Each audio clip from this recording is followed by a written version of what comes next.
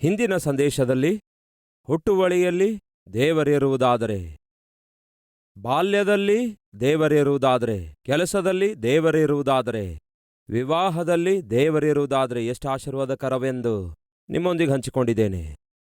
ಜೀವಿತ ಎನ್ನುವುದು ಒಂದು ಪ್ರಯಾಣವಾಗಿದೆ, ಅದಕ್ಕೊಂದು ಪ್ರಾರಂಭವಿದೆ. ದಯವಿಟ್ಟು ಗಮನಿಸಿ, ದೇವರು ಈ ಸರ್ವಸೃಷ್ಟಿಯನ್ನು ಪ್ರಾರಂಭಿಸಿದ್ದಾರೆ. ಹಾಗೆ ಪ್ರಾರಂಭಿಸಿದಾಗ ಬೈಬಲ್ನಲ್ಲಿ ಏನಿದೆ ಗೊತ್ತಾ? ಆದಿಕಾಂಡ 1ನೇ ಅಧ್ಯಾಯ 1ನೇ ವಚನದಲ್ಲಿ, ಆದಿಯಲ್ಲಿ ದೇವರು ಆಕಾಶ ಭೂಮಿಯನ್ನು ಸೃಷ್ಟಿಸಿದನು. ಆದಿಯಲ್ಲಿ ದೇವರು ಅಂತ ಇದೆ. ಇಂಗ್ಲಿಷ್ನಲ್ಲಿ ಇನ್ ದ ಬಿಗಿನಿಂಗ್ ಗಾಡ್ ಅಂತ ಇದೆ. ಅಂದ್ರೆ ಅರ್ಥವೇನು? ದೇವರೊಂದಿಗೆ ಪ್ರಾರಂಭ. ಈ ಸೃಷ್ಟಿ ಎಲ್ಲವೂ ಕೂಡ ಯಾರೊಂದಿಗೆ ಪ್ರಾರಂಭವಾಯಿತು ಹೇಳಿ? ದೇವರೊಂದಿಗೆ ಪ್ರಾರಂಭವಾಯಿತು. ಆದರೆ ನಿಮ್ಮ ದಿನ ದೇವರೊಂದಿಗೆ ಪ್ರಾರಂಭವಾಗುವುದರ ಬದಲಿಗೆ ಸೆಲ್ಫೋನಿಂದಲೇ ಪ್ರಾರಂಭವಾಗ್ತಿದೆ. ಎಷ್ಟು ಅನಾವಶ್ಯಕವಾದ ಸಂಗತಿಗಳಿಂದ ಪ್ರಾರಂಭವಾಗ್ತಿದೆ ಎಂದು ಒಮ್ಮೆ ಆಲೋಚಿಸಿ. ಬೈಬಲ್ ಹೇಳುತ್ತದೆ ದೇವರೊಂದಿಗೆ ಈ ಸರ್ವಸೃಷ್ಟಿ ಪ್ರಾರಂಭವಾಯಿತೆಂದು. ಆದಿಕಾಂಡ 1ನೇ ಅಧ್ಯಾಯ 1ನೇ ವಚನದಲ್ಲಿ ದೇವರೊಂದಿಗೆ ಈ ಸೃಷ್ಟಿ ಪ್ರಾರಂಭವಾಯಿತು. ಯೋಹಾನ ಸುವಾರ್ತೆ 1ನೇ ಅಧ್ಯಾಯ 1ನೇ ವಚನದಲ್ಲಿ ಏನಿದೆ? ಆದಿಯಲ್ಲಿ ವಾಕ್ಯವಿತ್ತು. ಹಾಗೆಯೇ ಆದಿಕಾಂಡ 1:1 ಏನು ಹೇಳುತ್ತೆ? ಆದಿಯಲ್ಲಿ ದೇವರು. ಯೋಹಾನ ಸುವಾರ್ತೆಯಲ್ಲಿ ಆದಿಯಲ್ಲಿ ವಾಕ್ಯವು. ಅಂದರೆ ಪ್ರಾರಂಭ ಯಾರೊಂದಿಗೆ? ದೇವರೊಂದಿಗೆ. ಪ್ರಾರಂಭ ಯಾವುದರೊಂದಿಗೆ? ವಾಕ್ಯದೊಂದಿಗೆ. ಅಂದರೆ ದೇವರು ಈ ದಿನ ನಮ್ಮೆಲ್ಲರಿಗೂ ಹೇಳ್ತಿರೋದೇನೆಂದರೆ, ನಿಮ್ಮ ದಿನ, ನಿಮ್ಮ ಕೆಲಸ ದೇವರೊಂದಿಗೆ ಪ್ರಾರಂಭವಾಗಬೇಕು. ಪ್ರತಿ ದಿನವೂ ದೇವರಿಂದಲೇ ಪ್ರಾರಂಭವಾಗಬೇಕು. ಪ್ರತಿ ಕೆಲಸ ದೇವರೊಂದಿಗೆ ಪ್ರಾರಂಭವಾಗಬೇಕು. ಪ್ರತಿ ಪ್ರಯಾಣ ದೇವರೊಂದಿಗೆ ಪ್ರಾರಂಭವಾಗಬೇಕು. ಪ್ರತಿ ಪ್ರಯತ್ನ ದೇವರೊಂದಿಗೆ ಪ್ರಾರಂಭವಾಗಬೇಕು. ಪ್ರತಿ ಪರಿಚರ್ಯ ದೇವರೊಂದಿಗೆ ಪ್ರಾರಂಭವಾಗಬೇಕು. ಎರಡನೇದು, ಪ್ರಭುವಿನ ವಾಕ್ಯದೊಂದಿಗೆ ನಿಮ್ಮ ದಿನವನ್ನು ಪ್ರಾರಂಭಿಸಬೇಕು.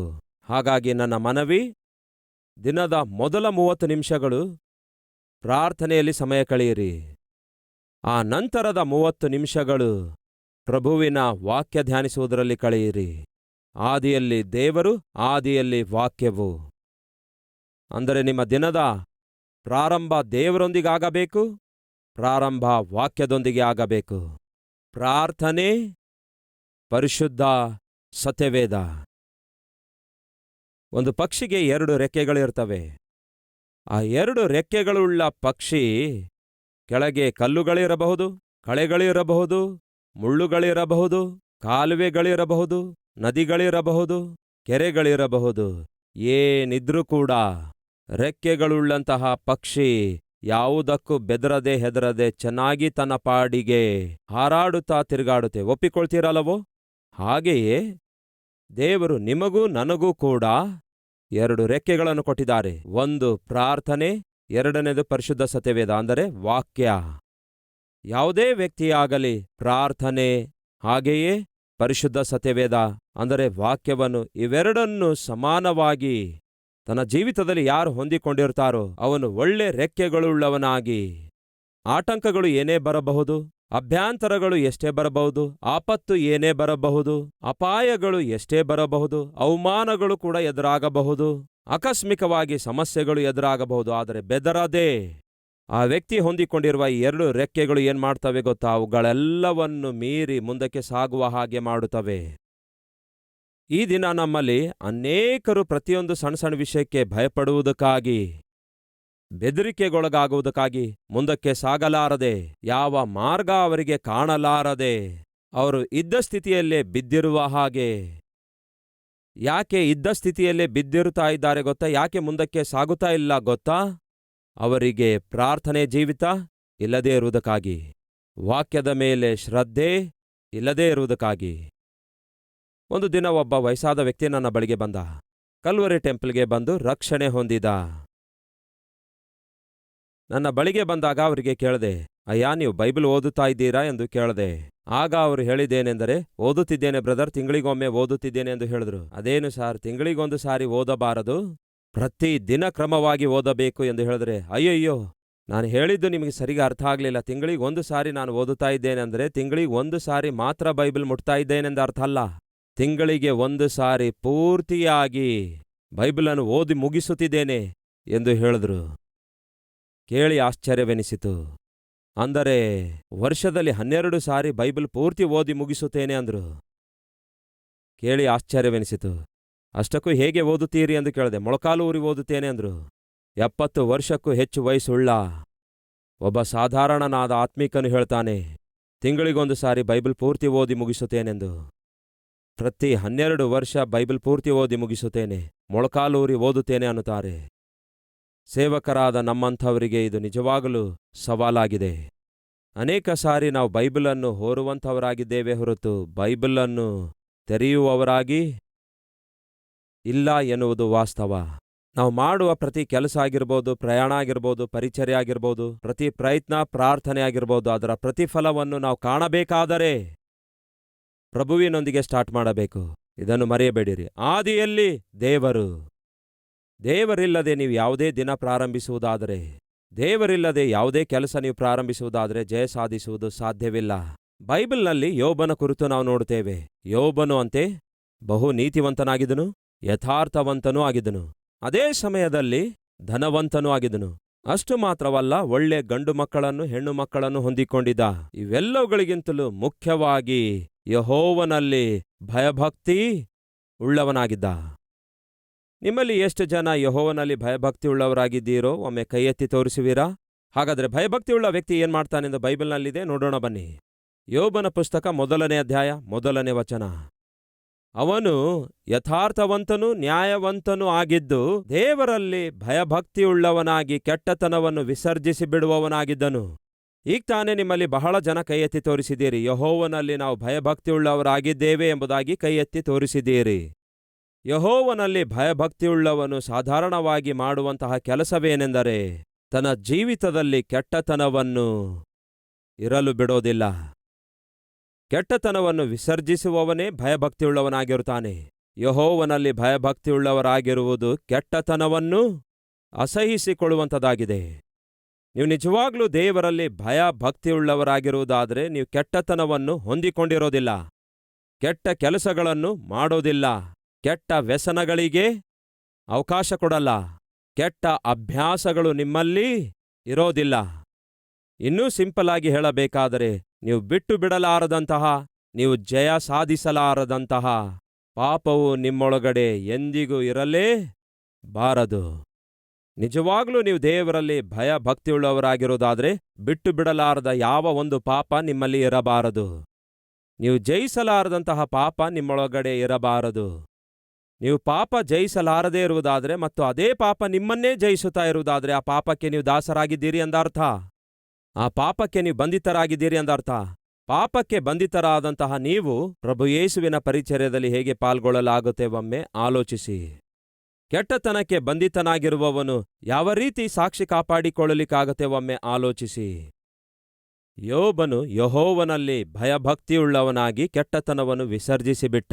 ಅಲ್ಲಿ ಒಂದು ಮಾತಿದೆ, ಏನೆಂದು ಗೊತ್ತಾ? ಯೋಬನು ತನ್ನ ಕಣ್ಣಿನೊಂದಿಗೆ ಒಡಂಬಡಿಕೆ ಮಾಡಿಕೊಂಡನಂತೆ. ಏನೆಂದು? ತನ್ನ ಕಣ್ಣಿನಿಂದ ಹುಡುಗಿಯರ ಕಡೆಗೆ ನೋಡೋದಿಲ್ಲ ಎಂಬ ಒಂದು ತೀರ್ಮಾನ ತೆಗೆದುಕೊಂಡನಂತೆ. ಬೈಬಲ್ ಹೇಳುತ್ತದೆ, ನಿನ್ನ ದೇಹಕ್ಕೆ ನಿನ್ನ ಕಣ್ಣುಗಳು ಏನಾಗಿವೆ ಅಂತೆ? ದೀಪವಾಗಿವೆ. ನಿನ್ನ ಕಣ್ಣು ನೆಟ್ಟಗೆ ಇರುವುದಾದರೆ ನಿನ್ನ ದೇಹವೆಲ್ಲ ನೆಟ್ಟಗಿರುತ್ತೆ. ಅಂದರೆ ನಿಮ್ಮ ಶರೀರ ಪವಿತ್ರವಾಗಿರಬೇಕಾದರೆ ಮೊದಲು ಯಾವುದು ಪವಿತ್ರವಾಗಿರಬೇಕು? ನಿಮ್ಮ ಕಣ್ಣುಗಳು ಪವಿತ್ರವಾಗಿರಬೇಕು. ಈ ದಿನಮಾನಗಳಲ್ಲಿ ಸೆಲ್ಫೋನ್ಗಳು ಬಂದ್ಬಿಟ್ಟಿವೆ. ಪಾಪಿಷ್ಟ ಪ್ರಪಂಚವೆಲ್ಲ ಸೆಲ್ಫೋನ್ ಒಳಗಡೆ ಬಂದ್ಬಿಟ್ಟಿದೆ. ಯೌವನ ಹುಡುಗರಾಗಿರ್ಬೋದು, ಹುಡುಗಿಯರಾಗಿರ್ಬೋದು, ತಾತ ಆಗಿರ್ಬೋದು, ಅಜ್ಜಿ ಆಗಿರಬಹುದು, ಅಮ್ಮಳ ಅಮ್ಮ ಆಗಿರ್ಬೋದು, ಅಮ್ಮಳ ಅಪ್ಪ ಆಗಿರ್ಬೋದು, ಸಾಧಾರಣವಾದ ವಿಶ್ವಾಸಿಗಳಾಗಿರ್ಬೋದು, ಇಲ್ಲವೇ ಸೇವಕರಾಗಿರ್ಬೋದು, ಈ ದಿನ ಸೆಲ್ಫೋನ್ ಸೆಲ್ಫೋನ್ ಸೆಲ್ಫೋನ್ ಹಿಡ್ಕೊಂಡಿರ್ತಾರೆ. ಇನ್ನೂ ಒಂದು ಹೆಜ್ಜೆ ಮುಂದೆ ಹೋಗಿ ಆ ಸೆಲ್ಫೋನ್ನಲ್ಲಿ ಹೆಚ್ಚು ಕಾಲ ಹೊಲಸು ಸಿನಿಮಾ ನೋಡ್ತಾರೆ, ಹೊಲಸು ಚಿತ್ರ ನೋಡ್ತಾರೆ, ಹೊಲಸು ಸಂಸ್ಕೃತಿಗೆ ಬಂದಿಗಳಾಗ್ತಾರೆ. ಈ ದಿನ ನಮ್ಮಲ್ಲಿ ಎಷ್ಟು ಜನ ಅಂತಹ ಸ್ಥಿತಿಯಲ್ಲಿಲ್ಲ ಒಮ್ಮೆ ಆಲೋಚಿಸಿ.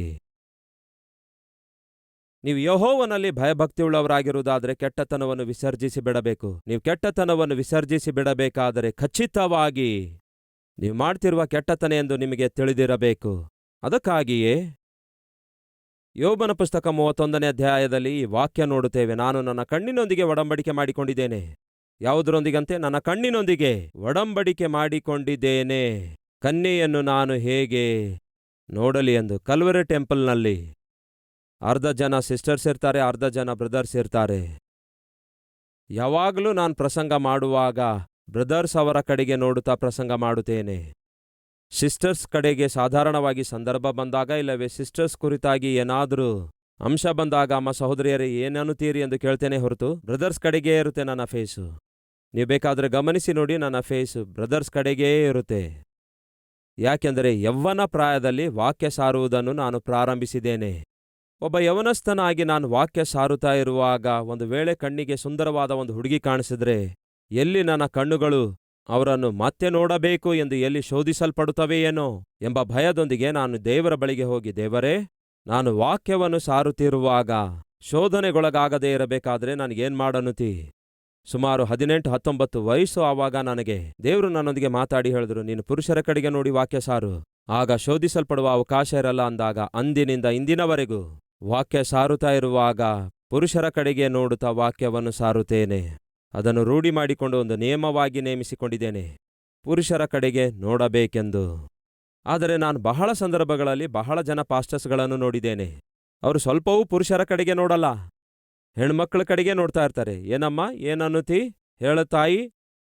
ಈ ಸಹೋದರಿಯರನ್ನು ಬಿಟ್ಟರೆ ಸಭೆಯಲ್ಲಿ ಗಂಡಸರಿರುವುದಿಲ್ಲವೋ? ಅದೇನೋ ಕೆಲವೊಂದು ಸಭೆಗಳಲ್ಲಿ 90% ಸ್ತ್ರೀಯರಿರ್ತಾರೆ, 10% ಪುರುಷರಿರ್ತಾರೆ. ನನ್ನ ಪ್ರಶ್ನೆ ಏನೆಂದರೆ, ಯಾಕೆ ಸಭೆಗೆ ಗಂಡಸರು ಬರುತ್ತಾ ಇಲ್ಲ?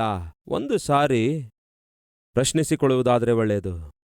ನೀವು ಕಲ್ವರಿ ಟೆಂಪಲ್ಗೆ ಬಂದು ನೋಡಿ, ಸಾಧಾರಣವಾಗಿ 60% ಗಂಡಸರಿರುತ್ತಾರೆ, 40% ಸಿಸ್ಟರ್ಸ್ ಇರುತ್ತಾರೆ ಕಲ್ವರಿ ಟೆಂಪಲ್ನಲ್ಲಿ. ಪ್ರಿಯ ಸಹೋದರ ಸಹೋದರಿಯರೇ, ನನ್ನ ಜೀವಿತದಲ್ಲಿ ನಾನೊಂದು ನಿಯಮ ನೇಮಿಸಿಕೊಂಡಿದ್ದೇನೆ. ನನ್ನ ಕಣ್ಣಿನೊಂದಿಗೆ ನಿಯಮ ಏರ್ಪಡಿಸಿಕೊಂಡಿದ್ದೇನೆ. ಅಷ್ಟೇ ಅಲ್ಲ, ನಮ್ಮ ಸೇವೆಯಲ್ಲಿ ಸುಮಾರು 1500 ಜನ ಸಿಸ್ಟರ್ಸ್ ಇರ್ತಾರೆ. 18 ವರ್ಷಗಳಿಂದ ನಾನು ಸೇವೆ ಮಾಡ್ತಿದ್ದೇನೆ. ಈ 18 ವರ್ಷಗಳ ಸೇವೆಯಲ್ಲಿ ನನ್ನೊಂದಿಗೆ ಸೇವೆಯಲ್ಲಿ ಪಾಲ್ಗೊಳ್ಳುವಂತಹ ಒಬ್ಬ ಸಿಸ್ಟರೊಂದಿಗೂ ಕೂಡ ಇದುವರೆಗೂ ಮಾತಾಡಲಿಲ್ಲ. ಕಾರಣ ಗೊತ್ತಾ ಸಹೋದರ ಸಹೋದರಿಯರೇ? ಸತೀಶ್ ಕುಮಾರಾದ ನಾನು ದೊಡ್ಡವನಲ್ಲ. ಆದರೆ ನಾನು ತಿಳ್ಕೊಂಡ ಒಂದು ಸತ್ಯ ಏನೆಂದರೆ, ನಾನು ಮಾಡುವ ಸೇವೆಗಿಂತಲೂ ನನ್ನ ಸಾಕ್ಷಿಯು ದೇವರ ದೃಷ್ಟಿಯಲ್ಲಿ ಬಹು ಬೆಲೆಯುಳ್ಳದಾಗಿದೆ ಎಂಬ ವಾಸ್ತವವನ್ನು ನಾನು ಗ್ರಹಿಸಿ ಗಮನಿಸಿದ್ದೇನೆ. ಸಿಸ್ಟರ್ಸ್ ಜೊತೆ ಮಾತಾಡಬೇಕಾದರೂ, ಸಿಸ್ಟರ್ಸ್ ಸೇವೆ ಮಾಡಬೇಕಾದರೂ ದೇವರು ನನಗೊಬ್ಬ ಸಹಕಾರಿ ಕೊಟ್ಟಿದ್ದಾರೆ, ಹೆಂಡತಿಯ ರೂಪದಲ್ಲಿ. ಅವರೇ ಸಿಸ್ಟರ್ಸಿನ ಸೇವೆಯನ್ನು ನೋಡಿಕೊಳ್ತಾರೆ, ಅವರೇ ಸಿಸ್ಟರ್ಸ್ ಜೊತೆ ಮಾತಾಡ್ತಾರೆ. ಅವರನ್ನು ಸರಿಪಡಿಸಿ ಸರಿಯಾದ ಮಾರ್ಗದಲ್ಲಿ ನಡೆಸಬೇಕಾದಾಗ ಅವರೇ ಸಿಸ್ಟರ್ಸ್ ಜೊತೆ ಮಾತಾಡ್ತಾರೆ. ಅಷ್ಟೇ ಅಲ್ಲ, ನಮ್ಮ ಕಲ್ವರಿ ಸೇವೆಯಲ್ಲಿ ಸುಮಾರು 3500 ಮಂದಿ ಸಂಪೂರ್ಣ ಸೇವೆಯಲ್ಲಿ ಪಾಲ್ಗೊಳ್ಳುತ್ತಿದ್ದಾರೆ. ಒಬ್ಬ ಸಹೋದರನಾಗಲಿ ಸಿಸ್ಟರ್ಸ್ ಜೊತೆ ಮಾತಾಡುವುದಾಗಲಿ, ಒಬ್ಬ ಸಹೋದರಿಯಾಗಲಿ ಒಬ್ಬ ಬ್ರದರ್ ಜೊತೆ ಮಾತಾಡುವುದಾಗಲಿ ಕಾಣಿಸೋದೇ ಇಲ್ಲ. ವರ್ಷಿಪ್ನಲ್ಲಿ ಪಾಲ್ಗೊಳ್ಳುವ ಸಿಸ್ಟರ್ಸ್ ಅನ್ನು ಕೂಡ ಬೇಕಾದರೆ ನೋಡಿ, ಅವರು ಮರೆತು ಕೂಡ ವರ್ಷಿಪ್ನಲ್ಲಿ ಪಾಲ್ಗೊಳ್ಳುವಂತಹ ಸಿಸ್ಟರ್ಸ್ ಒಬ್ಬ ಬ್ರದರ್ ಜೊತೆ ಮಾತಾಡುವುದಾಗಲಿ, ಒಬ್ಬ ಬ್ರದರ್ ಸಿಸ್ಟರ್ಸ್ ಜೊತೆ ಮಾತಾಡುವುದಾಗಲಿ ಕನಿಷ್ಠ ನಗುವುದು ಕೂಡ ಕಾಣಿಸಲ್ಲ. ಕಾರಣವೇನೆಂದರೆ, ನಾವು ಪರಿಚರ್ಯಕ್ಕೆ ಬಂದಿರೋದು ಪರಿಶುದ್ಧತ್ವವೆಂಬ ಭೂಷಣದೊಡನೆ ಪ್ರಭುವನ್ನು ಸೇವಿಸುವುದಕ್ಕಾಗಿಯೇ ಹೊರತು ಪರಿಚರ್ಯ ಮುಸುಕಿನಲ್ಲಿ ಪಾಪಿಷ್ಟ ಕೋರಿಕೆ ತೀರಿಸಿಕೊಳ್ಳುವುದಕ್ಕಾಗಿ ಮಾತ್ರ ಅಲ್ಲವೇ ಅಲ್ಲ. ನಿಯಮ ಹೊಂದಿಕೊಂಡು ಜೀವಿಸುವಂಥವನೇ ನೀತಿಯನ್ನು ಕಾಪಾಡಿಕೊಳ್ಳುತ್ತಾನೆ. ಯೋಬನು ತನ್ನ ಕಣ್ಣುಗಳೊಂದಿಗೆ ನಿಯಮ ಮಾಡಿಕೊಳ್ತಾನೆ, ನಾನು ಕನ್ಯೆಯರನ್ನು ನೋಡೋದಿಲ್ಲವೆಂದು, ಪರಸ್ತ್ರೀಯನ್ನು ನೋಡುವುದಿಲ್ಲವೆಂದು. ಆ ನಿಯಮ ಏರ್ಪಡಿಸಿಕೊಂಡಿರುವುದರಿಂದಲೇ ನೀತಿಯಿಂದ ಜೀವಿಸುತ್ತಾನೆ. ಅದಕ್ಕಾಗಿಯೇ ಅವನ ಮಕ್ಕಳು ಕೂಡ ನೀತಿಯಿಂದ ಜೀವಿಸಬೇಕೆಂದು ಆಸೆಪಟ್ಟ. ಅದಕ್ಕಾಗಿಯೇ ಅವನು ಮಾಡಿದ್ದೇನೆಂದರೆ, ಅರುಣೋದಯದಲ್ಲಿಯೇ ಎದ್ದು ಏನ್ ಮಾಡಿದ ಗೊತ್ತಾ? ತನ್ನ ಮಕ್ಕಳನ್ನೆಲ್ಲ ಕರೆದು ದೇವರ ಮುಂದೆ ಅವರನ್ನು ನಿಲ್ಲಿಸಿ, ಎಲ್ಲಿ ಅವರು ತಪ್ಪು ಮಾಡಿರುತ್ತಾರೋ ಎಂದು ನೆನೆಸಿ ಪ್ರತಿ ಉದಯ ಕಾಲದಲ್ಲಿ ಕರ್ತನ ಸನ್ನಿಧಿಯಲ್ಲಿ ಯಜ್ಞಗಳನ್ನು ಅರ್ಪಿಸುತ್ತಿದ್ದನು. ಹಾಗೆ ಮಾಡುತ್ತಾ ಇದ್ದನು. ಅಂದರೆ ಪ್ರತಿ ಅರುಣೋದಯದಲ್ಲಿ ದೇವರ ಸನ್ನಿಧಿಯಲ್ಲಿ ಯಜ್ಞಗಳನ್ನು ಅರ್ಪಿಸುತ್ತಾ ಇದ್ದ. ಅಂದರೆ ತನ್ನ ಜೀವಿತವನ್ನು, ತನ್ನ ಕುಟುಂಬವನ್ನು ದೇವರಿಗೆ ಅರ್ಪಿಸಿಕೊಡುತ್ತಾ ಇದ್ದ. ಫಲಿತವಾಗಿ ಏನಾಯಿತು? ಬೈಬಲ್ನಲ್ಲಿ ನಾವು ನೋಡುತ್ತೇವೆ, ಸೈತಾನನು ಹೇಳುತ್ತಾನೆ, ದೇವರೇ, ಯೋಬನು ಮತ್ತೆ ಹೇಗೆ ನಿನಗೆ ಸೇವಿಸಲ್ಲ? ಅವನಿಗೂ ಅವನ ಕುಟುಂಬಕ್ಕೂ ಅವನು ಹೊಂದಿಕೊಂಡಿರುವ ಸಮಸ್ತಕ್ಕೂ ಸುತ್ತಲೂ ನೀನು ಬೇಲಿ ಹಾಕಿದಿ. ಏನು ಹಾಕಿದಾರಂತೆ ದೇವರು? ಬೇಲಿ ಹಾಕಿದ್ದಾರೆ.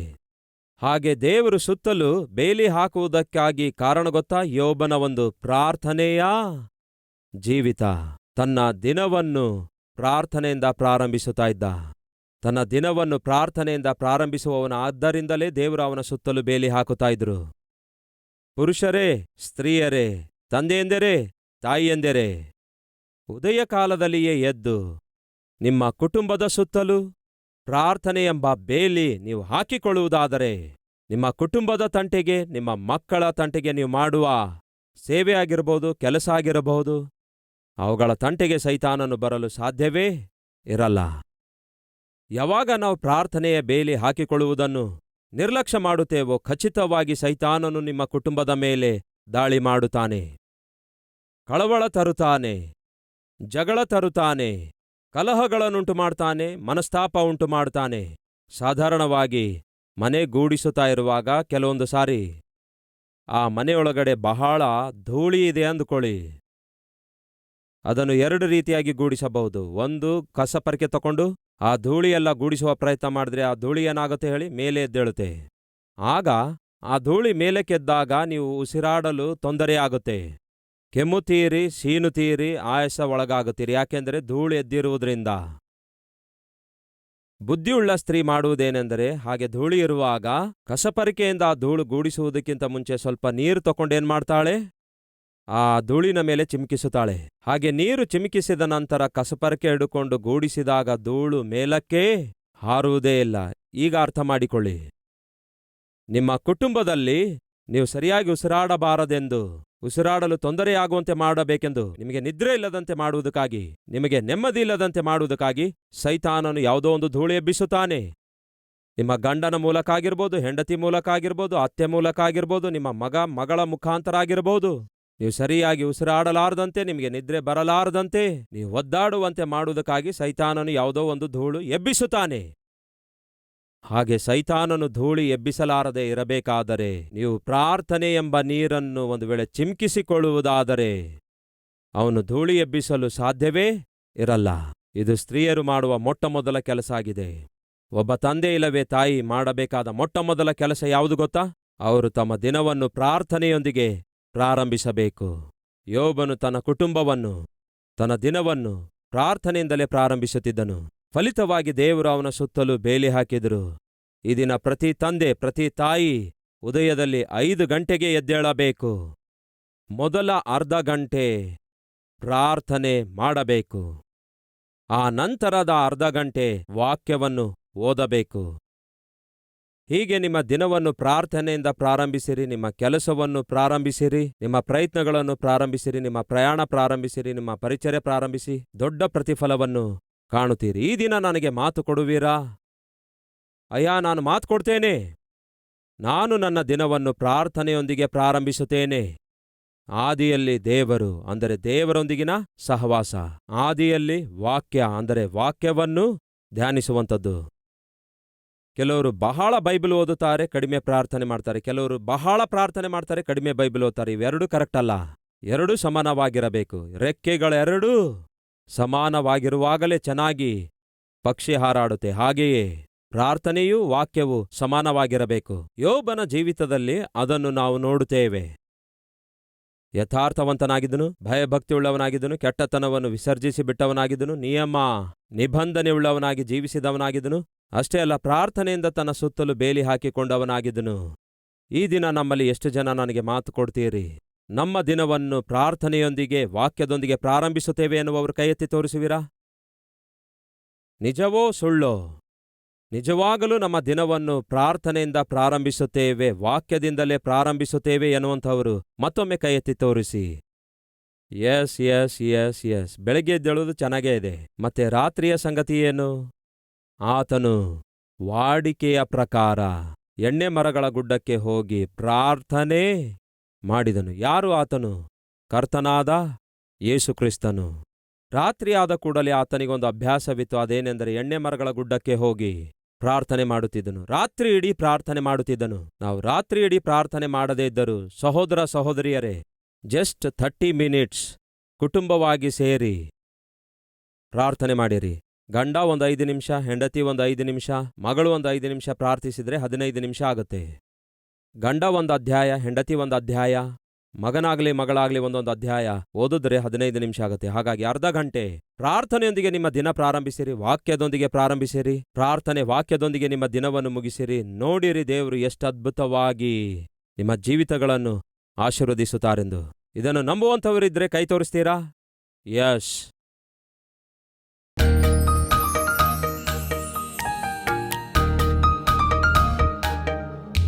ಪರಿಶುದ್ಧನಾದ ತಂದೆಯೇ, ಈ ದೀನ ಸೇವಕನ ಮೂಲಕ ನೇರವಾಗಿ ನಿಮ್ಮ ಮಕ್ಕಳೊಂದಿಗೆ ಮಾತಾಡಿದ್ದೀರಿ. ಅವರು ತಮ್ಮ ದಿನವನ್ನು ನಿಮ್ಮೊಂದಿಗೆ ಪ್ರಾರಂಭಿಸುವ ಹಾಗೆ, ಅವರು ತಮ್ಮ ಕೆಲಸವನ್ನು ನಿಮ್ಮೊಂದಿಗೆ ಪ್ರಾರಂಭಿಸುವ ಹಾಗೆ, ಪ್ರತಿಯೊಬ್ಬರೂ ತಮ್ಮ ದಿನವನ್ನು ನಿಮ್ಮೊಂದಿಗೆ ಪ್ರಾರಂಭಿಸುವ ಹಾಗೆ ಸಹಾಯ ಮಾಡಿರಿ. ಪ್ರತಿದಿನ ನಿಮ್ಮೊಂದಿಗೆ ಪ್ರಾರಂಭವಾಗಬೇಕು. ಪ್ರತಿಯೊಂದು ಕೆಲಸ ನಿಮ್ಮೊಂದಿಗೆ ಪ್ರಾರಂಭವಾಗಬೇಕು. ಪ್ರತಿಯೊಂದು ಪ್ರಯತ್ನವೂ ನಿಮ್ಮೊಂದಿಗೆ ಪ್ರಾರಂಭವಾಗಬೇಕು. ಪ್ರತಿ ಪ್ರಯಾಣವೂ ನಿಮ್ಮೊಂದಿಗೆ ಪ್ರಾರಂಭವಾಗಬೇಕು. ಪ್ರತಿಯೊಂದು ಪರಿಚರ್ಯವೂ ನಿಮ್ಮೊಂದಿಗೆ ಪ್ರಾರಂಭವಾಗಬೇಕು ಎಂಬ ಈ ಶ್ರೇಷ್ಠವಾದ ಸಂದೇಶದಿಂದ ನಮ್ಮೊಂದಿಗೆ ಮಾತಾಡಿದ್ದೀರಿ. ಹಾಗೆಯೇ ನೀವು ಅನುಗ್ರಹಿಸುವಂತಹ ಜಯವನ್ನು ಎಲ್ಲಾ ವಿಷಯಗಳಲ್ಲಿ ಅನುಭವಿಸಿ ದೇವರೇ, ನಾವು ಶ್ರೇಷ್ಠವಾದ ಜೀವಿತವನ್ನು ಜೀವಿಸಬೇಕು. ಇತರರಿಗೆ ದೇವರೇ ಮಾದರಿಯುತವಾಗಿ ಜೀವಿಸಬೇಕು. ಅಂತಹ ಕೃಪೆ ನಮಗೆ ದಯಪಾಲಿಸಿರೆಂದು ಯೇಸುವಿನ ನಾಮದಲ್ಲಿ ಬೇಡಿ ಹೊಂದಿದ್ದೇವೆ ತಂದೆಯೇ, ಆಮೆನ್.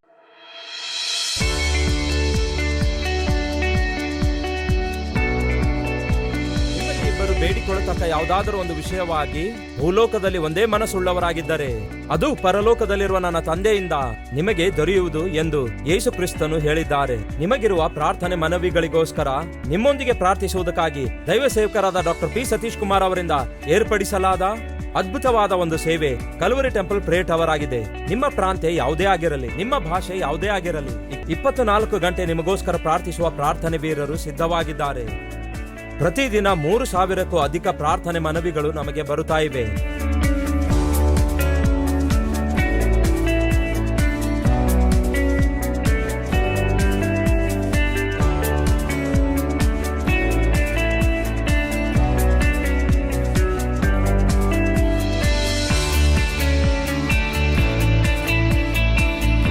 ದೈವ ಸೇವಕರು ಪ್ರಾರ್ಥಿಸುತ್ತಿದ್ದಾರೆ, ಪ್ರಾರ್ಥನೆ ವೀರರು ಪ್ರಾರ್ಥಿಸುತ್ತಿದ್ದಾರೆ, ಸಭೆ ಕೂಡ ಉಪವಾಸವಿದ್ದು ಪ್ರಾರ್ಥಿಸುತ್ತಿದೆ.